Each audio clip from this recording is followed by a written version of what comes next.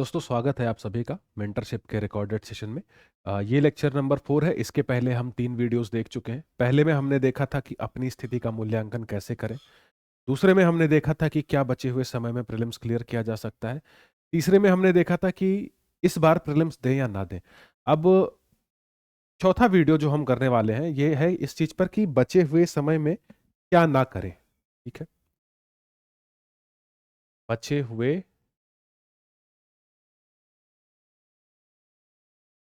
समय में क्या ना करें।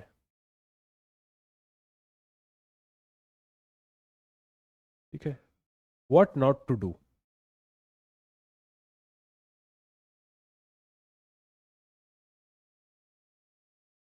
इन द रिमेनिंग टाइम। जो बचा हुआ समय है अभी जब मैं इसको रिकॉर्ड कर रहा हूँ, तो मैं ये मान के चल रहा हूँ कि आप मुझे इस रिकॉर्डिंग के साथ ही देख रहे हैं। 1 2 दिन 3 दिन के अंदर, जनवरी का महीना है, जनवरी से लेकर के मई के बीच में आप कौन सी चीज़ें ना करें।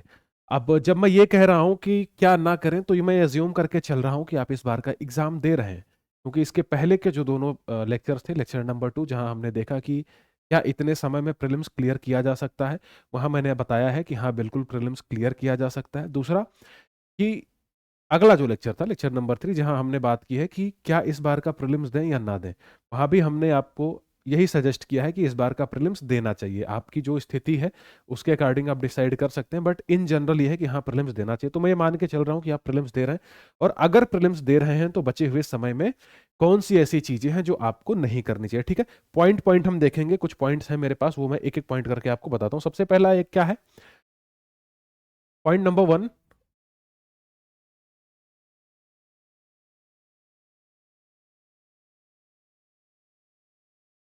मेंस का सिलेबस। इसको नहीं पढ़ना है। अभी तक आप जो भी पढ़ते आ रहे थे वो पढ़ते आ रहे थे, ठीक है, वो वाली बात हो चुकी है। लेकिन अब आपको मेंस का सिलेबस नहीं पढ़ना है, बिल्कुल भी नहीं पढ़ना है। मेंस का सिलेबस मतलब वो वाला हिस्सा जो सिर्फ मेंस में आता है। For example world history, ethics, essay, ये सारी चीजें अब आपको नहीं करनी है। इंटरनल सिक्योरिटी, ये सारी चीजें अब आपको नहीं करनी है। जो मेंस की चीजें थी उनको छोड़ देना है। इंटरव्यू की तैयारी वगैरह अब ये सब कुछ नहीं करना है। सिर्फ और सिर्फ आपको प्रीलिम्स की तैयारी करनी है। प्रीलिम्स की तैयारी करनी है, इसका क्या मतलब है, जो 6 7 सब्जेक्ट्स हैं, like history, geography, polity, economy, environment, science and tech, ये आपके सब्जेक्ट्स हो गए, प्लस करंट अफेयर्स। इतना ही पढ़ना है। ठीक है, जो प्रीलिम्स का सब्जेक्ट है वही पढ़ना है, इसके अलावा कोई भी सब्जेक्ट नहीं पढ़ना है। मेंस का सिलेबस बिल्कुल भी नहीं पढ़ना है। कई बार आपके मन में डर आएगा कि मेंस से ही तो रैंकिंग बनती है, मेंस से ही तो आपका स्कोर काउंट होगा। देखिए, अगर प्रीलिम्स ही नहीं क्लियर होगा तो मेंस देने की नौबत ही नहीं आएगी। इसलिए सबसे पहले ये इंश्योर कीजिए कि प्रीलिम्स क्लियर हो। और जिस तरह से पिछले 4 5 सालों में प्रीलिम्स हो गया है, प्रीलिम्स बहुत कठिन है, उसके लिए कम से कम 4 महीने 5 महीने की डेडिकेटेड तैयारी चाहिए।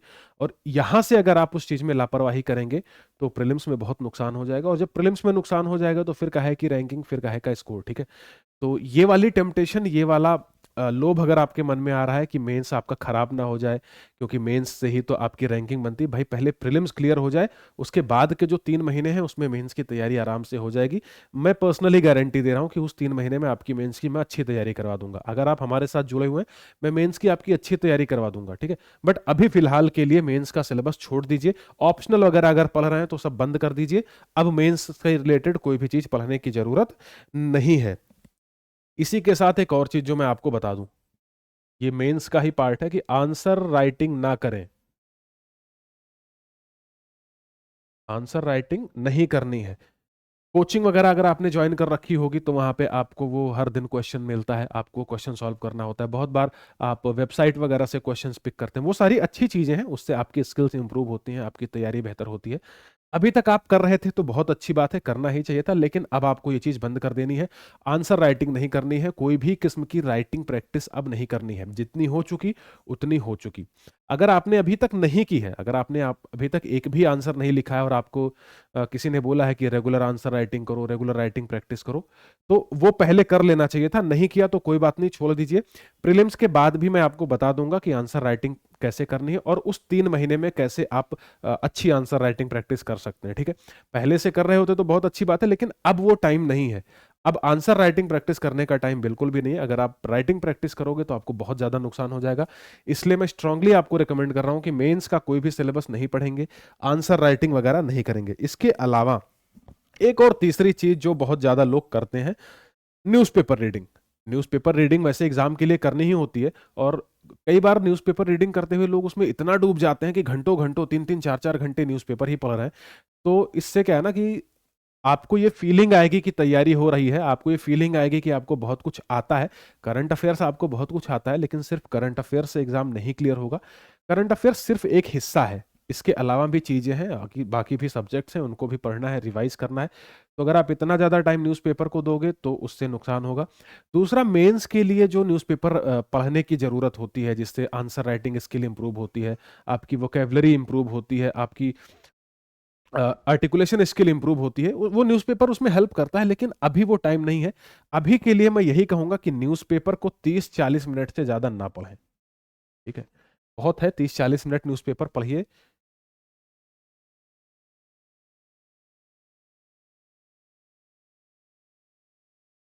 ठीक है, न्यूज़पेपर 30-40 मिनट से ज्यादा मत पढ़िए, इतना सफिशियंट है। तो ये रही बात न्यूज़पेपर की। मन में आपके ये ख्याल आएगा कि ये छूट रहा है, वो छूट रहा है, अगर इतने महीनों का न्यूज़पेपर नहीं पढ़ेंगे तो फिर बाद में मेंस में कैसे मैनेज करेंगे। सब कुछ मैनेज हो जाता है, एक बार प्रीलिम्स क्लियर हो जाए, मेंस को लेकर कोई भी टेंशन लेने की जरूरत नहीं है। वो सारा कुछ मैं मैनेज करवा दूंगा। ठीक है, मैनेज करवा दूंगा, मतलब मैं आपको तरीके बताऊंगा कि कैसे करना है। बट फिलहाल के लिए यही कहूंगा कि अखबार में आप 30 40 मिनट से ज्यादा ना दें, वरना आपको बहुत ज्यादा मुसीबत हो जाएगी। फिर भी अगर इतने में आप नहीं कर पा रहे हैं तो आप चलिए मैक्सिमम 1 घंटा कर लीजिए, 1 घंटा बहुत है, मैक्सिमम 1 घंटा। लेकिन ये 1 घंटा आप कैसे लगो करोगे, टाइमर लगा करके। ठीक है, टाइमर लगा के बैठो कि जैसे ही 1 घंटा पूरा होगा न्यूज़पेपर छोड़ दूंगा। मैं तो यही कह रहा हूँ कि 30-40 मिनट से ज्यादा मत पढ़िए। आप में से कई लोगों को लगेगा कि 30-40 मिनट में न्यूज़पेपर कैसे पढ़ें, उसमें तो अब 20-20 पेज होते हैं। सारी न्यूज़ पढ़नी नहीं होती है, सिलेक्टेड न्यूज़ पढ़नी होती है, और कई बार न्यूज़ पढ़नी भी नहीं होती, बस आप ऊपर ऊपर से पेपर पलट के देख लीजिए, एक दो आर्टिकल जो आपको इंपॉर्टेंट लग रहे हैं या जो थोड़ा सा इंटरेस्टिंग लग रहे हैं उनको पढ़ लीजिए। जब आप रोज रोज पढ़ेंगे तो आपको न्यूज़ मोर और लेस मालूम ही रहेगी। ठीक है, तो बस पेज पलटते जाइए। बाकी एग्जाम के लिए जो करंट अफेयर्स पढ़ना है वो आपको मैगजीन में मिल ही जाती है, वेबसाइट पे मिल जाती है। दोनों में से किसी भी जगह से आप कवर सकते हैं, सीधे सीधे आपको न्यूज़पेपर से करने की जरूरत नहीं है। बस न्यूज़पेपर एक बार आप पलट के देख लीजिए। शौकिया तौर पे पढ़ते हैं, थोड़ा सा अपनी नॉलेज इनहांस करने के लिए, आप खुद को अपडेट रखने के लिए, तो अच्छी बात है। तो पढ़ लीजिए 30-40 मिनट या मैक्सिमम 1 घंटा, लेकिन इससे ज्यादा मत पढ़िए, टाइमर लगा के पढ़िए। ठीक है, तो ये था point number 3। Point number 4, GS का कोई भी क्रैश कोर्स नहीं करें।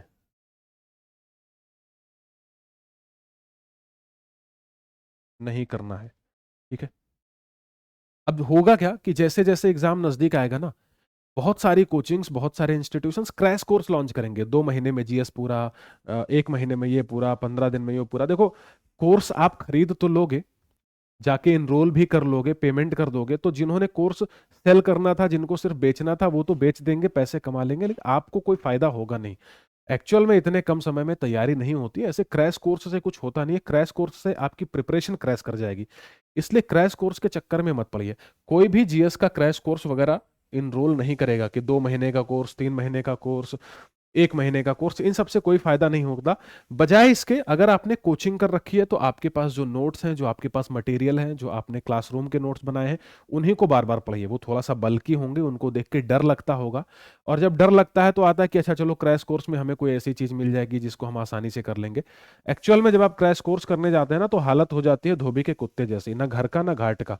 ना कोचिंग वाला मटेरियल रिवाइज हो पाता है, और वहां से तो कुछ मिलता ही नहीं है, टाइम उल्टा वेस्ट हो जाता है। इसलिए अगर आपने पहले से कुछ पढ़ रखा है, कोचिंग के नोट्स वगैरह हैं, तो उनको पढ़िए, उन्हीं को रिवाइज करिए। अगर सेल्फ स्टडी की है आपने, तो आपने कोई किताबें पढ़ी होंगी, कुछ नोट्स बनाए होंगे, उन्हीं को पढ़िए। कहने का मतलब यह है कि जो अभी तक आप पढ़ते आए हैं उसी को बार बार रिवाइज करिए। कई बार अपने सोर्सेस को देखकर मन में ये फीलिंग आती है कि अरे मेरा तो कंप्लीट नहीं है, मेरे जो सोर्सेज हैं उसमें काफी सारी चीजें छूट गई हैं। देखिए, जो छूट गई हैं उनको छोड़ दीजिए, ठीक है। लास्ट 5 मंथ स्ट्रेटजी वाला जो मैं वीडियो बनाया था उसको एक बार देखिए, उसमें मैं इन सारी चीजों को डिटेल में कवर किया हूं कि अगर कुछ छूट रहा है तो उसको छोड़ दीजिए, टाइम वैसे भी कम है, आपको काफी कुछ छोड़ना पड़ेगा। तो जो आपके पास है उसी पे भरोसा रखिए, चाहे वो कोचिंग के नोट्स हों या सेल्फ स्टडी किए हुए नोट्स हों या सिर्फ बुक्स हों। जिन भी चीजों से अभी तक आपने पढ़ाई की है उसी को बेहतर करिए, उसी को कंसोलिडेट कीजिए, उसी को बार बार रिवाइज कीजिए, किसी क्रैश कोर्स वगैरह के चक्कर में ना पड़िए। ठीक है। अब ये थे 4 पॉइंट, इसको मैं हटा देता हूं। ठीक है। पॉइंट नंबर 5 ये है कि अगर आपके पास ऑफलाइन और ऑनलाइन दोनों का ऑप्शन है, ऑफलाइन वर्सेस ऑनलाइन, ठीक है, तो आप ऑफलाइन को छोड़ करके ऑनलाइन को चुनिए। मान लीजिए कि आप कोचिंग कर रहे हैं, आपकी क्लासेस अभी भी चल रही हैं, चाहे वो जीएस की चल रही हो या ऑप्शनल की चल रही हो, और वो चल रही है, अब उसमें आपके पास कोई ऑप्शन नहीं है, यानी कि आपको क्लास तो करनी ही करनी है। लेकिन अगर आपके पास ऑफलाइन और ऑनलाइन का ऑप्शन है, ऐसा होता है ना कोचिंग्स में, वो आपको ऑप्शन दे देती हैं कि या तो आप क्लासरूम में बैठ के क्लास कर लीजिए या ऑनलाइन दे कर लीजिए, तो आप ऑनलाइन प्रेफर कीजिए। देखिए ऑफलाइन का क्रेज बहुत ज्यादा होता है लोगों में, क्लास में बैठ के लोग पढ़ाई करते हैं, लेकिन आप जरा सोच के देखिए, क्या क्लासरूम में बैठ के आप क्वेश्चन पूछ पाते हैं? 500-500 बच्चों की क्लास होती है, और जब कभी टीचर वहां पे कुछ क्वेश्चन पूछने का मौका भी देते हैं तो क्या सच में लोग बहुत ठीक ठाक और सिंसियर किस्म के क्वेश्चन पूछते हैं? टाइम पास किस्म के क्वेश्चन पूछते हैं? कुछ लोग हीरो बनने के चक्कर में क्वेश्चन पूछ लेंगे, बट इवेंचुअली नुकसान होता है ना, जो सीरियस लोग हैं उनका तो नुकसान होता है, क्योंकि क्वेश्चन ढंग के पूछे नहीं जा रहे हैं, पहले तो पूछने का मौका नहीं मिलता है, और जब पूछने का मौका भी मिलता है तो टाइम पास और तफरी वाले सवाल पूछे जाते हैं, हीरो बनने के चक्कर में कुछ लोग ऐसा करते हैं। तो ऑफलाइन किसी भी एंगल से फायदेमंद नहीं है। ऑनलाइन अगर आप कर रहे हैं, दूसरा ऑफलाइन अगर आप क्लास करेंगे तो आपको तैयार होके कोचिंग में जाना पड़ेगा। मतलब कोई भी क्लास है तो ऐसा आप मुंह उठा के तो चले नहीं जाओगे, अपने घर से ट्रैवल करके जाओगे, और अगर खुद को थोड़ा सा ठीक ठाक मेंटेन करके रखते हो तो नहाओगे, मुंह धुलोगे, कपड़े पहनोगे, फिर लौट के आओगे। ऑनलाइन में ऐसा कुछ नहीं है। ऑनलाइन में आप अपने घर पे आप अपना फोन ऑन किए, अपना लैपटॉप डेस्कटॉप जो भी आपके पास है, जो भी आप यूज करते हैं, आपने ऑन किया, आपने कोर्स देख लिया। तो ऑफलाइन और ऑनलाइन में अगर आपके पास ऑप्शन है तो अभी के लिए ऑनलाइन पढ़िए, उससे आपका समय बहुत ज्यादा बचेगा। ठीक है। समय बचाना बहुत ज्यादा जरूरी है क्योंकि समय अभी बहुत कम है। तो अगर ऑफलाइन और ऑनलाइन में आपके पास ऑप्शन है तो ऑनलाइन को चूज कीजिए, ऑनलाइन आपको बहुत फायदा देगा। इसके अलावा अब एक पॉइंट नंबर 6 है, डिस्कशन।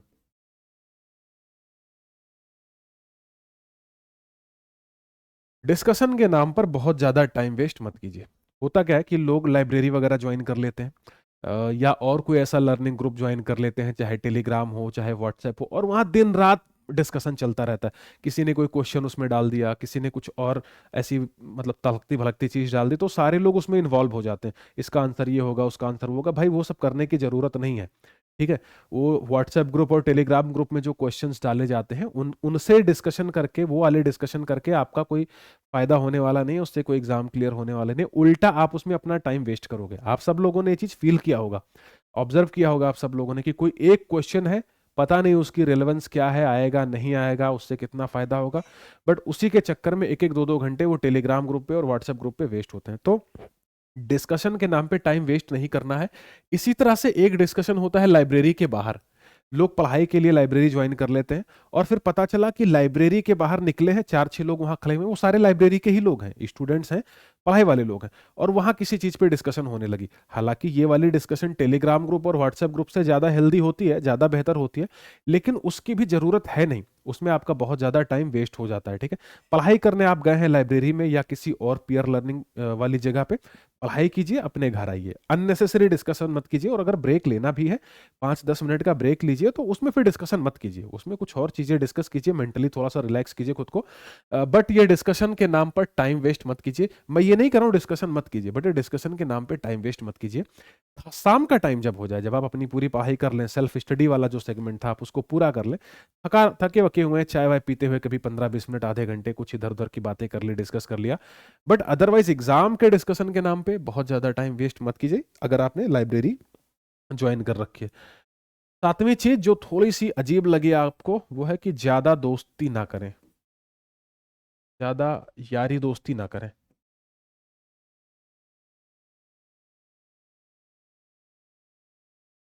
ये वाली चीज़ भी लाइब्रेरी वालों पर बहुत ज़्यादा अप्लीकेबल है। अगर आप लाइब्रेरी में पढ़ते हैं तो धीरे धीरे धीरे धीरे वहाँ पे दोस्त बनने लगते हैं। देखो जब दोस्त बनने लगते हैं ना, तो प्रॉब्लम क्या है कि वो हर चीज़ में ताक झांक करते हैं।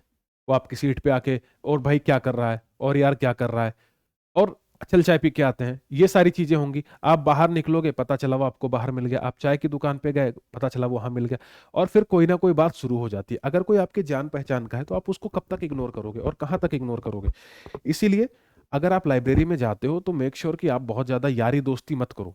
यारी दोस्ती ठीक है, तब तक के लिए ठीक है जब तक आपको मौज मस्ती करना है, लेकिन अगर वो आपकी पढ़ाई में व्यवधान पैदा करने लगे तो वो ठीक नहीं है। इसलिए ये चीज़ थोड़ी सी अजीब लगेगी, लेकिन ध्यान रखिए कि बहुत ज़्यादा दोस्ती के चक्करों में मत पड़िए, खासतौर पे अगर आप लाइब्रेरी वगैरह में हैं, ठीक है। अब आता है 8वां नंबर। अ, थोड़ा सा मुश्किल है, वो ये कि प्रेम प्रसंगों में ना पड़ें।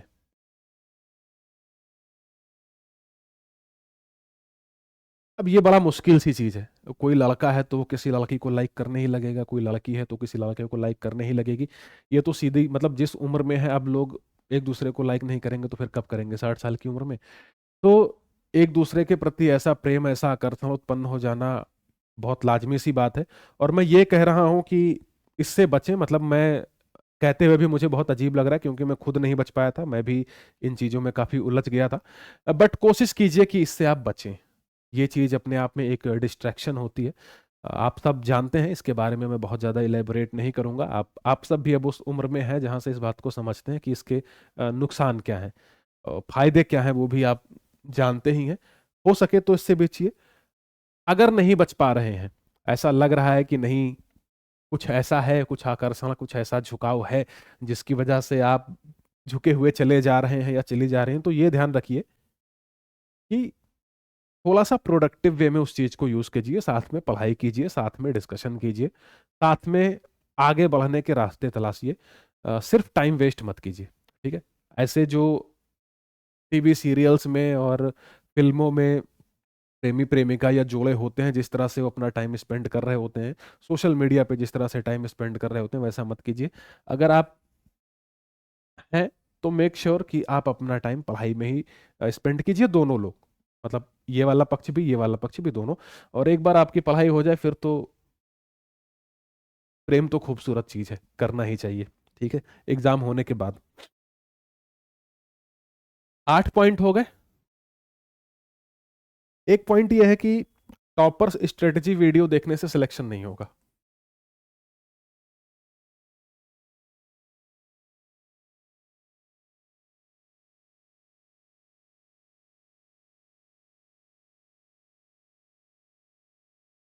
ठीक है, जो स्ट्रेटजी बनानी थी, जो वीडियो देखनी थी, वो आप पहले देख चुके हैं।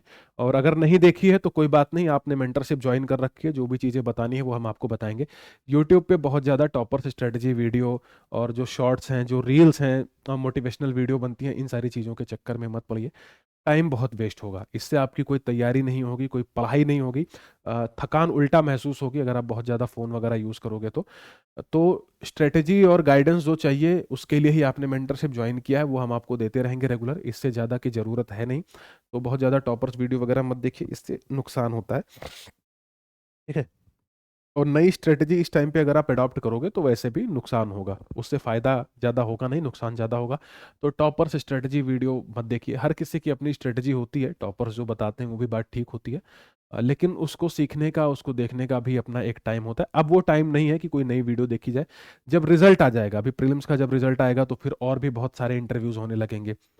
फिर आप देखेंगे कि जब मेंस का रिजल्ट आएगा, मेंस के रिजल्ट के बाद जब इंटरव्यू शुरू होंगे, तो आजकल यूट्यूबर्स ने क्या करना स्टार्ट कर दिया है, वो यूपीएससी भवन के सामने जाते हैं, यूपीएससी की जहां इंटरव्यू होता है दिल्ली में धौलपुर हाउस में, उसके बाहर खड़े होते हैं, और जो लोग इंटरव्यू देने अंदर जा रहे होते हैं या इंटरव्यू देके बाहर निकल रहे होते हैं, उनका इंटरव्यू करते हैं, उनसे क्वेश्चंस पूछते हैं और यूट्यूब पे वीडियोस अपलोड करते हैं। देखिए उनको तो व्यूज चाहिए, उनको मतलब पैसे कमाने हैं अपने यूट्यूब के थ्रू, तो वो ये सारी चीजें करते हैं। क्या आपको टाइम वेस्ट करना है, क्या आपको अपने अटेम्प्ट गंवाने हैं? अगर नहीं गंवाने हैं तो इन सारी चीज़ों के चक्कर में फिलहाल मत पड़िए, कुछ भी मत देखिए। वो जो इंटरव्यू दे रहे होते हैं लोग, वो सारी वीडियोस मत देखिए। जब आपका इंटरव्यू का टाइम आएगा तो आप दोबारा देख लीजिएगा, तब भी वो वीडियोस यूट्यूब पर रहेंगी। टॉपर स्ट्रेटजी वीडियो देखने की जरूरत नहीं है, जितनी स्ट्रेटजी बनानी थी, जो बनानी थी, अब बना चुके हैं। फिर भी अगर कोई ट्विकिंग की जरूरत है, कोई बदलाव की जरूरत है, तो वो सजेशन हम आपको देंगे। अपनी लाइव क्लासेस में आप हमसे कांटेक्ट कीजिए, हमारी टीम से कांटेक्ट कीजिए, हम बताएंगे, ठीक है। अब बहुत ज्यादा टॉपर्स वीडियो देखने की जरूरत नहीं है, नुकसान बहुत होगा। तो ये था पॉइंट नंबर 9, और अब देखते हैं पॉइंट नंबर 10। पॉइंट नंबर 10 ये है कि अपनी स्थिति का रोना नहीं रोएंगे।